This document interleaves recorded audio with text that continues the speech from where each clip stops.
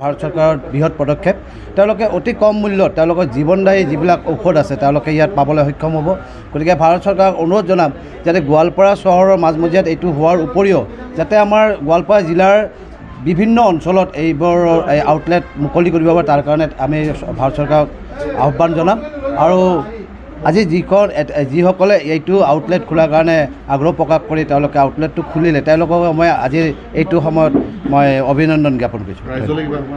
ৰাইজলৈ আহ্বান জনাম যে তেওঁলোকে ব্ৰেণ্ড নেমৰ ঔষধটো নিবিচাৰি জনঔষধি ঔষধত যাতে তেওঁলোকে আগ্ৰহ প্ৰকাশ কৰে আৰু তেওঁলোকে যিখিনি মানুহ আছে ৰাইজকো যাতে সচেতন কৰি তোলে যে কম পইচাত আপোনালোকে ব্ৰেণ্ড নেম নিকিনি পেলাই নিজৰ ঔষধখিনি এই জনঔষধিৰ জৰিয়তে যাতে তেওঁলোকে প্ৰয়োগ কৰে। গতিকে তেওঁলোকে আহ্বান জনাম। ৰিজাল্ট একেই, কাৰণ তাততো আৰু কম্পজিশ্যনটো আৰু বেলেগ নাথাকে। কম্পজিশ্যন যিহেতু একেই থাকিব গতিকে তাত বেছি পইচাৰে দি পেলাই বৃহৎ কোম্পানীবোৰক ধনী কৰাতকৈ ৰাইজে যাতে তাৰ পৰা যাতে কম পইচাতে যদি তেওঁলোকৰ যদি পৰিপূৰ্ণভাৱে যদি ঔষধখিনি পাবলৈ সক্ষম হয় গতিকে ব্ৰেণ্ড কিনাৰ কোনো প্ৰয়োজনে বহুত আছে বুলি মই আগ্ৰহ বৃহৎ সকাহ দুখীয়াৰ কাৰণে এইটো বৃহৎ সকাহ পাইছে। কাৰণ যিটো ঔষধ মাৰ্কেটত 400 টকা আছে ইয়াত 70 টকা 80 টকাতে পাবলৈ সক্ষম হ'ব। গতিকে একেই ঔষধ একে কম্পজিশ্যন আমি মাৰ্কেটৰ পৰা কিনাৰ কি দৰকাৰ আছে। গতিকে ইয়াৰ পৰা যদি তেওঁলোকে লয় তেওঁলোকে নিশ্চয় লাভৱান হ'ব বুলি মই আশা প্ৰকাশ কৰোঁ। ভাৰতৰ প্ৰধানমন্ত্ৰী নৰেন্দ্ৰ মোদীয়ে 2016 চনত ৰিলঞ্চ কৰে। ইয়াৰ ইনিচিয়েল লঞ্চিং হৈছিল 2008 চনত। কিন্তু চৰকাৰৰ যিটো চিন্তাধাৰা সেই চিন্তাধাৰাৰ দ্বাৰা তেখেতে 2016 চনত আকৌ ৰিলঞ্চ কৰে।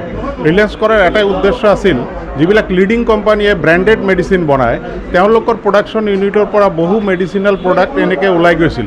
তেখেতৰ আৰু কেন্দ্ৰীয় চৰকাৰৰ আৰু অসম চৰকাৰৰ কোঅৰ্ডিনেশ্যনত যিটো প্ৰচেষ্টা চলাই জনঔষধি আউটলেটবিলাক খুলি আছে সাধাৰণ মানুহ ইয়াৰ দ্বাৰা বহুত উপকৃত হ'ব।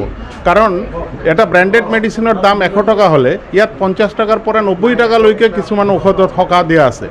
গতিকে মই সমূহ ৰাইজক অনুৰোধ কৰিম যে ভাৰত চৰকাৰৰ প্ৰচেষ্টা আৰু অসম চৰকাৰৰ কোঅৰ্ডিনেশ্যনত যিটো প্ৰচেষ্টা আজি গোৱালপাৰাবাসী ৰাইজৰ কাৰণে গোৱালপাৰাৰ এই এণ্টাৰপ্ৰেনিয়ৰশ্বিপে তেওঁলোকে কৰিলে তাৰ কাৰণে তেখেতসকলক অভিনন্দন জ্ঞাপন কৰিছোঁ, তেওঁলোকক ধন্যবাদ দিছোঁ আৰু সাধাৰণ ৰাইজকো অনুৰোধ কৰিছোঁ এই চৰকাৰৰ যিটো প্ৰচেষ্টা এই প্ৰচেষ্টাত সহযোগ আগবঢ়াই তেওঁলোকে যাতে উপকৃত হয় ইয়াকে কৈ মই ধন্যবাদ জনাইছোঁ। আমাৰ কাৰণে বা আমাৰ দুখীয়া মানুহবিলাকৰ কাৰণে যিটো এটা অপৰচুনিটি আহিছে এইটো আমি চৰকাৰক ধন্যবাদ নিদি কোনো কাৰণতে নোৱাৰোঁ।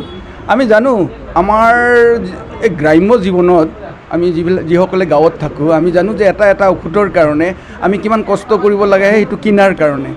আজি যিটো পদক্ষেপ ভাৰত চৰকাৰে লৈছে এই চৰকাৰৰ যিটো পদক্ষেপ এই পদক্ষেপটোক আমি নিশ্চয় ভয়সী প্ৰশংসা কৰিবই লাগিব সকলোৱে।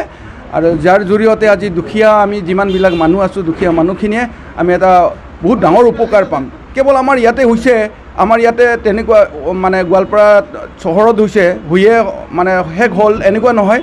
এইটো মই আশা কৰোঁ ইয়াৰ যেন গোটেই গোৱালপাৰাত মেইন যি চক আছে মেইন যি কৰ্ণাৰ আছে সকলোবিলাকতে যেন ইয়াৰ মানে ব্ৰাঞ্চ বা ইয়াৰ কি আৰু কেনেকৈ ধৰণৰ এইটো সাধাৰণ ৰাইজলৈকে দি পঠাব পাৰে তাৰ চিন্তাও যেন আমাৰ চৰকাৰে কৰে তাৰ বাবে মই অনুৰোধ জনাইছোঁ।